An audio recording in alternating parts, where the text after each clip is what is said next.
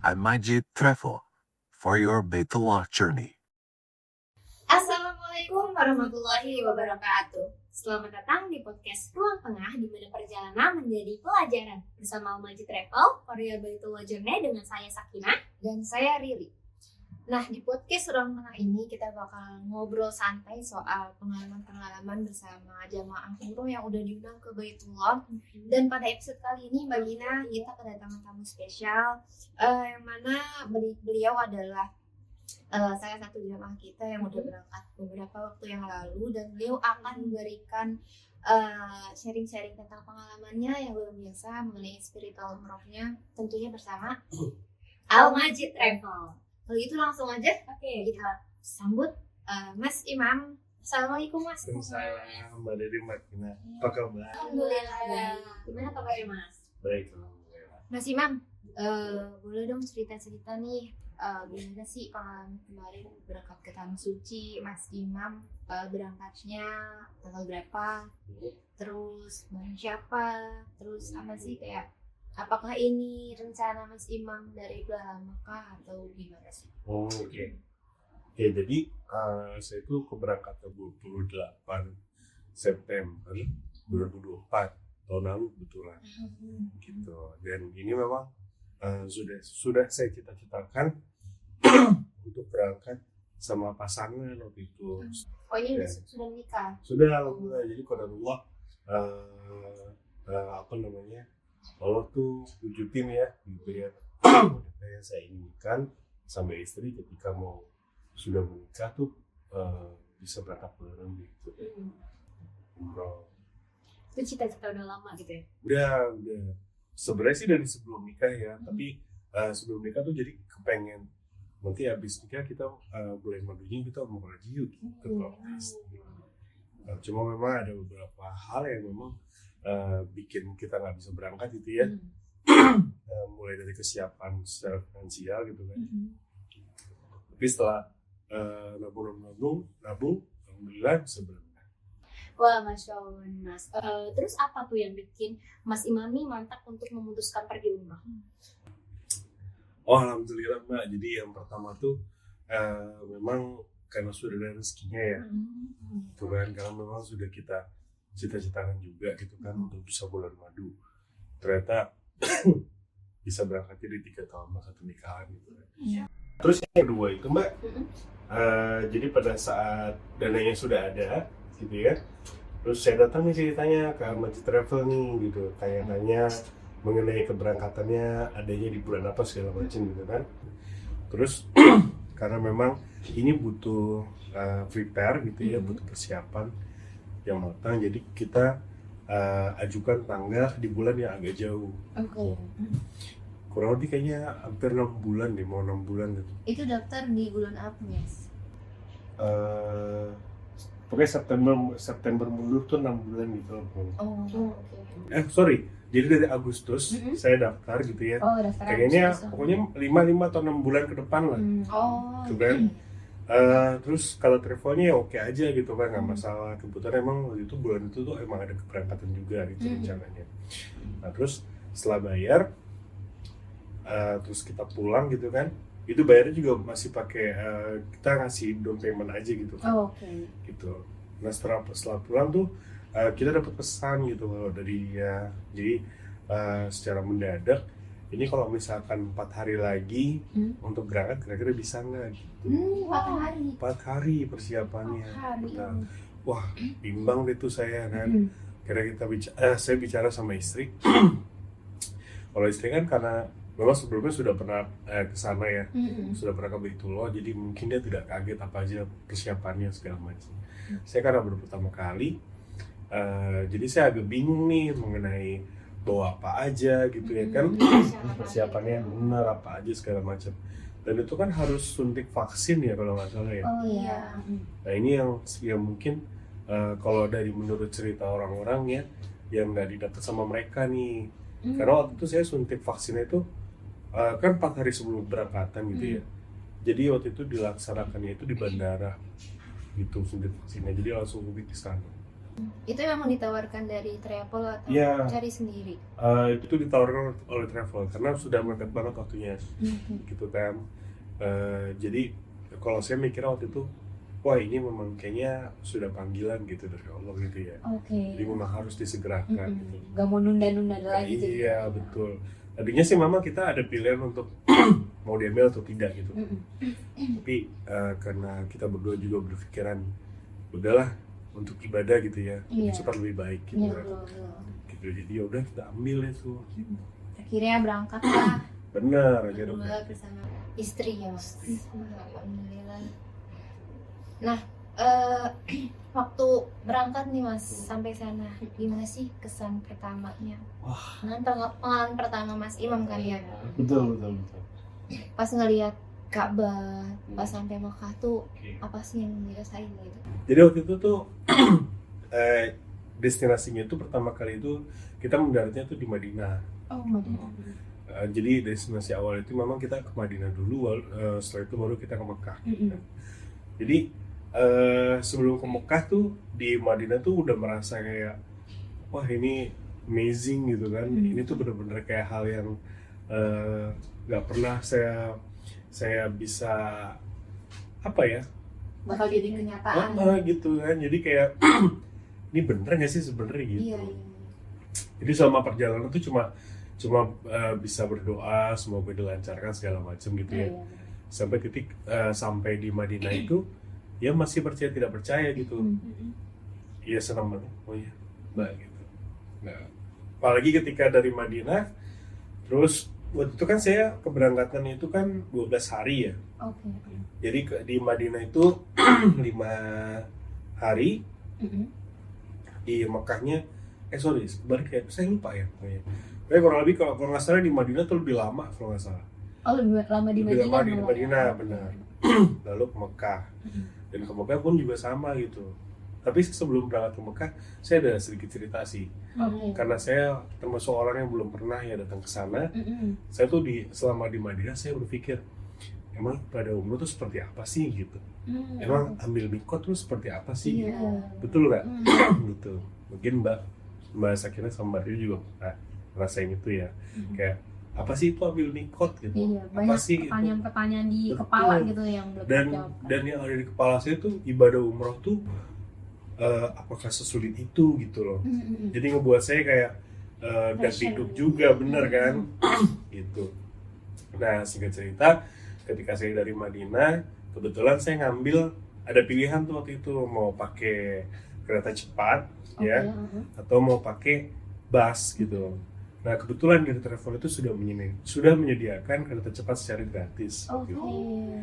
Tapi dia juga punya pilihan kalau mau naik bus silahkan.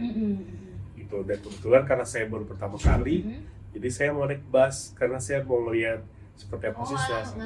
naik bus. Betul, saya naik bus. Dan ternyata tidak sedikit yang mau naik bus, banyak juga yang mau naik bus. Oh iya. Dan selama perjalanan, ya mungkin Mbak tahu sendiri ya, gersang gitu ya. Iya. Oh iya. Tapi Turun itu pengalaman, sekali pengalaman yang nggak pernah saya dapetin sih selama Iya saya sih. ya di sini gitu. Karena kalau naik kereta kayaknya ya udah yang dilihat cuman Singkat saja singkat gitu. gitu ya. Kan kalau naik kereta kan kalau nggak salah 2 jam. Iya, Oke. 2 jam. Kalau naik bus tuh 7 jam. 6 sampai 7 jam. Ya saya dapat tidur di mobil gitu, saya bangun saya masih bisa lihat pemandangan gitu. Oke benar-benar menikmati perjalanannya prosesnya gitu ya. Iya. Saya alhamdulillahnya itu tidak terasa capek gitu ya. Alhamdulillah. Nah, terus ketika sudah sampai di Mekah kita ambil mikot dulu tuh. Mohon maaf saya lupa namanya apa ya. Iya. Nama tuh mikotnya saya lupa. Bir Ali. Bir Ali kayaknya dia. Iya. Terus saya ambil mikot di sana. Oh ternyata ambil mikot tuh seperti ini gitu ya. Sholat 2 rakaat, niat ambil mikot gitu kan segala macam. Terus setelah itu kita ternyata tidak boleh melakukan hal-hal yang buruk gitu kan. Karena bisa nanti kena dam ya gitu kan. Dan ternyata tidak semenakutkan itu gitu. Nah setelah itu kan kita langsung ibadah umroh ya. Pas ibadah umroh pun juga ternyata tidak sesulit itu ternyata seseru itu gitu loh. dengan cara kita bisa berdoa, kita meminta segala macam gitu ya.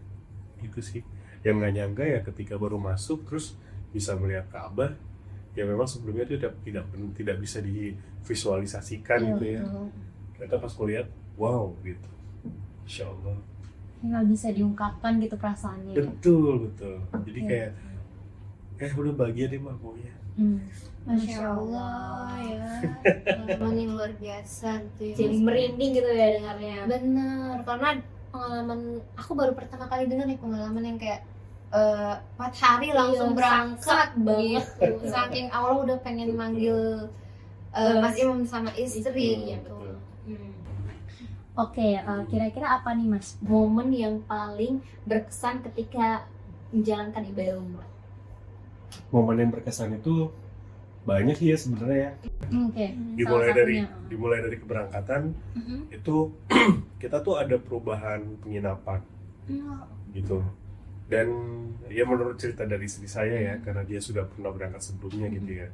Dan ini adalah menurut dia, dan saya juga bisa simpulkan kalau ini adalah the best travel gitu ya. Kenapa demikian? Karena mereka itu mengganti penginapan, mengganti hotel itu bukan dengan downgrade tapi upgrade. Gitu. Oh itu Masya Allah banget deh. Jadi ketika di jalan itu mau menuju ke Madinah, saya lupa mestinya harusnya dapat hotel apa, tapi kita waktu itu dirubah ke hotel Taiba. Jadi kita pas banget depan pintu 330 waktu itu di Madinah. Jadi pintu Madinah itu pas banget di depannya hotelnya gitu kan.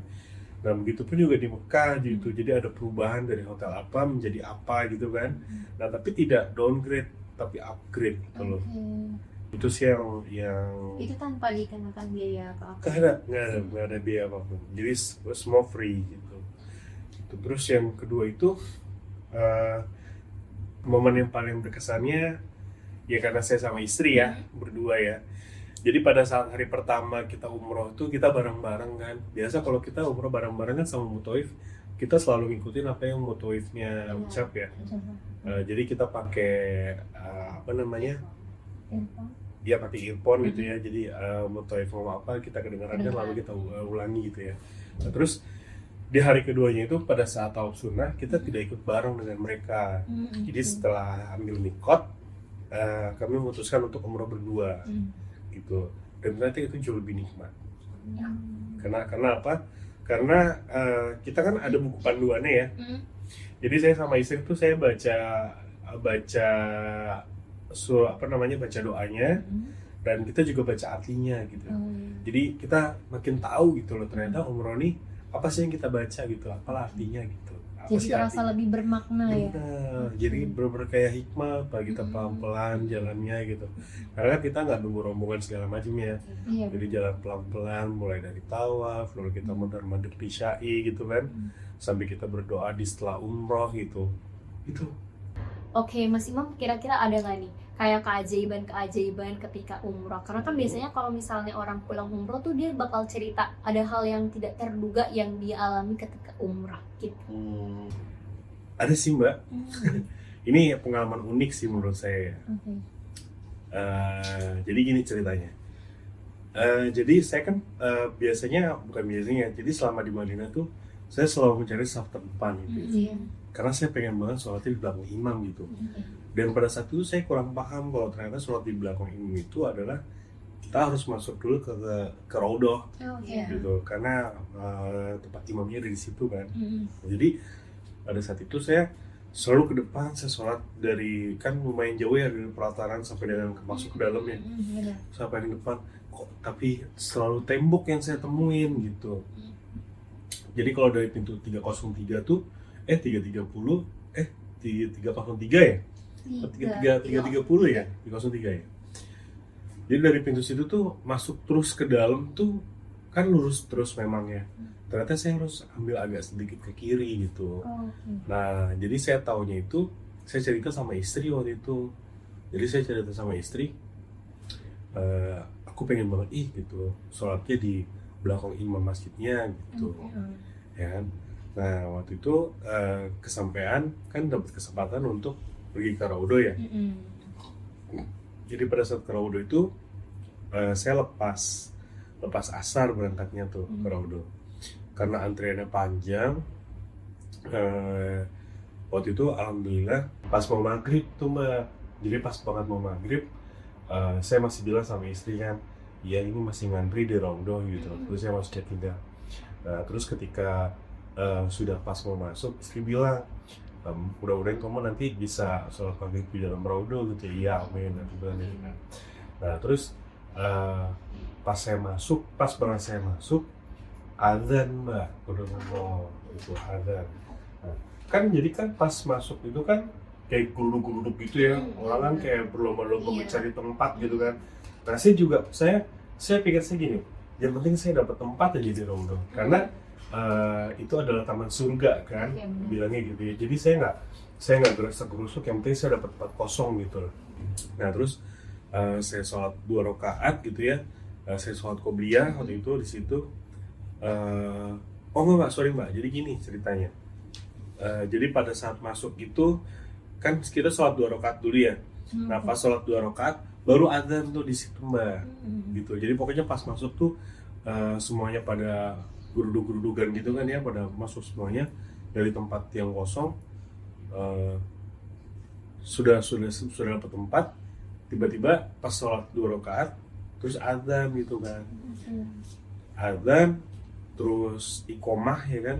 Iqomah juga alhamdulillah dapat 2 rakaat sebelum sholat ya kan. Qobliyah gitu saya dapat. Nah pada saat iqomah, pada saat qomat gitu ya, pada saat qomat kan berdiri dong semuanya ya untuk maghrib. Pada saat berdiri itu yang saya nggak nyangka tuh ternyata saya sholat, emang sih saya di baris ketiga gitu ya, tapi saya melihat punggungnya imam masjid itu gitu. Wah itu kayak udah di depan jadi pada saat saya berdiri saya nggak nyangka kalau ternyata itu tuh tempat imam Masjid Nabawi gitu kan. Loh ini kan yang kemarin saya pengen ya gitu kan. Wah itu seketika langsung nggak sadar ya, tiba-tiba turun aja tuh air mata gitu kan. Ya Allah terima kasih gitu. Merinding banget saya waktu itu, sampai ternyata doanya tuh bisa terkabul loh gitu dalam waktu sekejap gitu kan. Wah itu ternyata ya udah setelah sholat, oh ternyata seperti ini imam masjidnya gitu kan. Dan ternyata kalau dari kita mengarah ke kiblat itu makam Rasul kan sebelah kiri kan. Nah jadi saya karena memang bisa itu cukup crowded kan, jadi lepas tuh setelah itu saya nggak ke makam gitu, tapi saya cuma melihat dari jauh saja gitu. Masya Allah, yang apa? Cuman ngomong-ngomong biasa ternyata itu dikabulkan gitu ya. Tapi kan memang pada umumnya kan kalau orang sholat kan ya kelihatan ya imamnya di mana gitu. Benar-benar. Tapi Masjid Nabawi ini karena masjidnya cukup besar gitu ya. Dan orangnya cukup banyak. Banyak sekali, jadi saya mencari di mana ya letaknya gitu, dan alhamdulillah itu ketemu gitu. Masya Allah. Jadi makanan yang gak bakal dilupain gitu. Sangat-sangat itu tidak bisa dilupakan. Boleh ya mbak, saya minum ya minumnya. Iya silakan.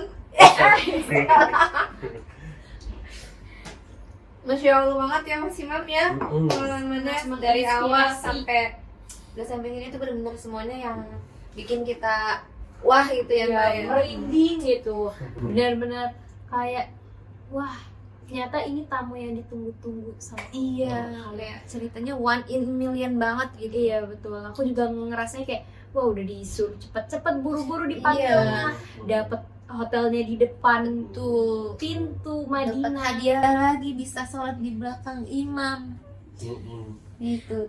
Terus Mas untuk tempat tinggal, makanan, transportasi itu kayak gimana sih? Terlebih kan kayak orang-orang Indonesia tuh yang paling dikhawatirkan adalah makanannya. Di sana tuh makanannya seleranya Indonesia atau selera disesuaikan dengan Arab gitu. Iya, jadi banyak juga mbak menu-menu dari kita gitu ya. Ya memang bahan-bahannya sih memang mungkin dari sana ya gitu ya. Tapi makanan Indonesia itu juga banyak gitu di sana gitu. Nah jadi banyak orang Indonesia yang memang ketika makan di sana tuh ya jadi kayak makanan rumah gitu kan ya. Iya.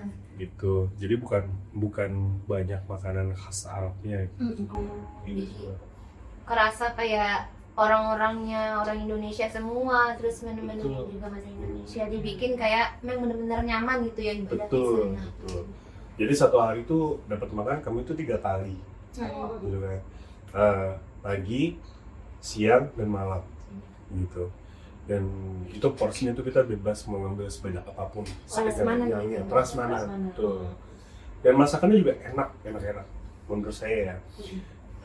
Saya termasuk salah satu yang nggak suka kambing gitu.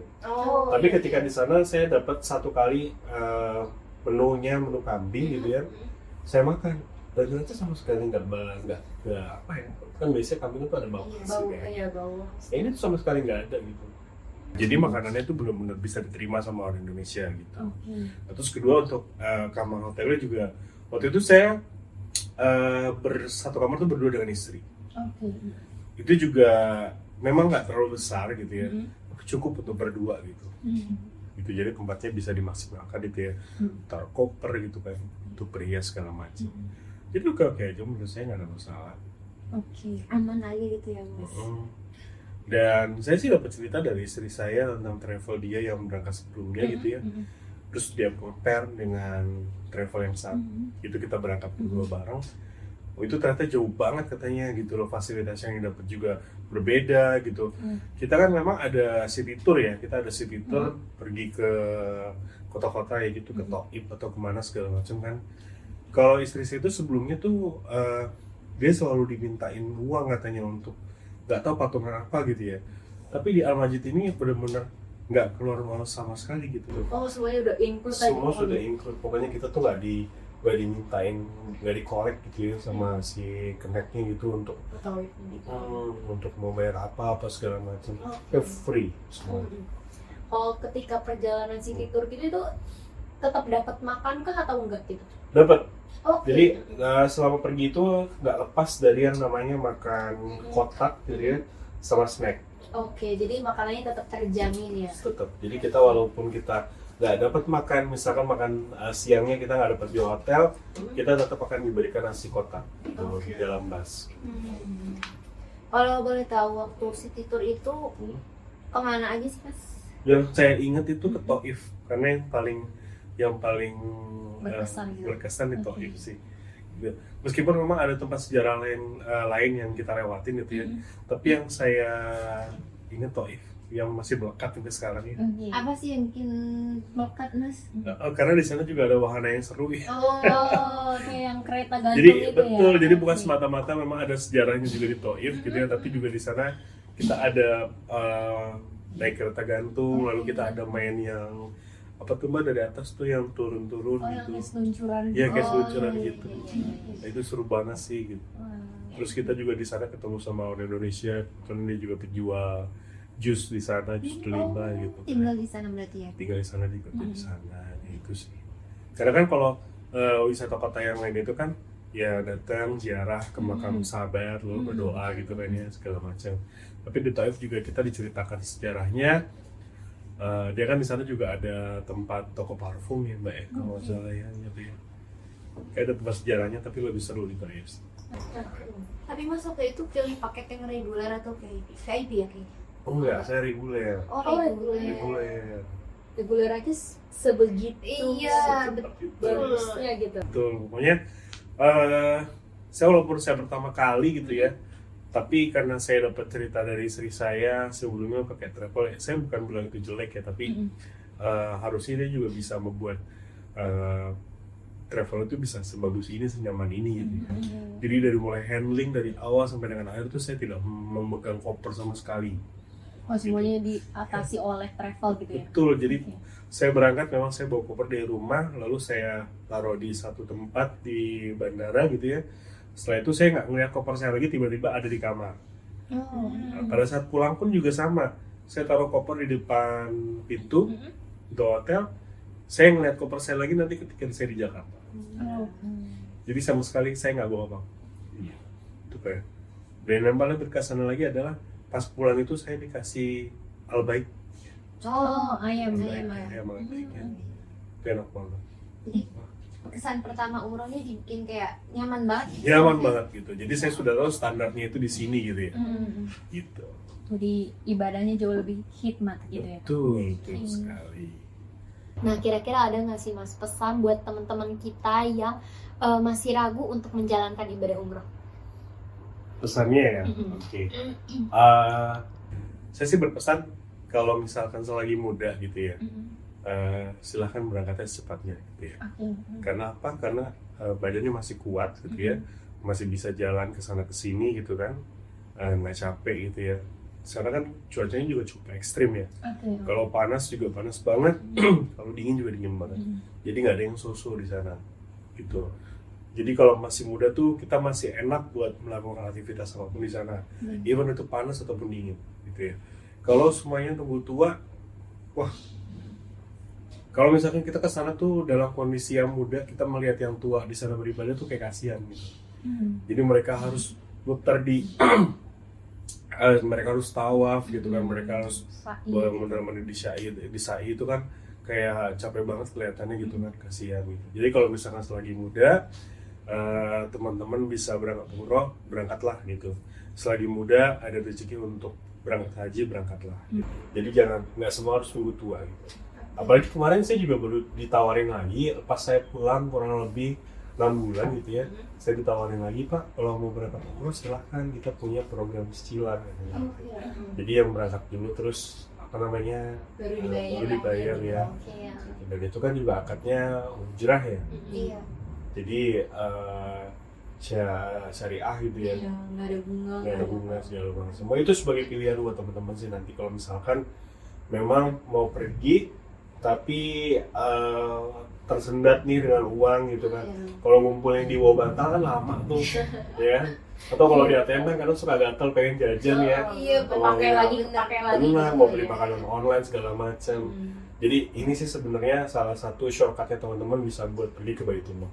Itu program itu keren banget. Bener banget nih, buat teman-teman yang mau umroh, yang usianya masih muda nih, mendingan uangnya dipakai untuk hal yang pasti-pasti aja nih. Betul. Yang udah pasti dapat pahalanya, pasti dapat pengalamannya, pasti juga dapat liburannya. Nanti kita juga tadi Mas Imam bilang bahwa ada umroh cicilan ya Batina ya. Iya betul banget. Pokoknya kalau bisa ibadah itu jangan sampai ditunda. Betul. Nah, mungkin itu udah sampai di penghujung ya. Iya. Jadi yang dari yang bisa kita tangkap ya dari pengalamannya Mas Imam nih, mungkin apa ya? Tadi ya, ibadah itu nggak boleh ditunda-tunda. Iya betul. Kalau misalkan udah ada rezekinya, pun kalau misalkan belum ada rezekinya, kayak misalkan itu udah panggilan dari Allah, pasti itu bakal dipermudah kayak Mas Imam yang rencananya sebulan bahkan bisa jadi 4 hari untuk langsung berangkat. Iya, itu Masya Allah banget gitu. Terus Pokoknya apapun harus dengan niat dulu aja ya. betul, pokoknya kalau misalkan itu nggak boleh ditunda-tunda kalau ibadah itu, apalagi perjalanan umroh ini ya. Iya. Oke Mas Imam, makasih banyak banget nih udah sharing ke kita, berbagi pengalaman gitu ya.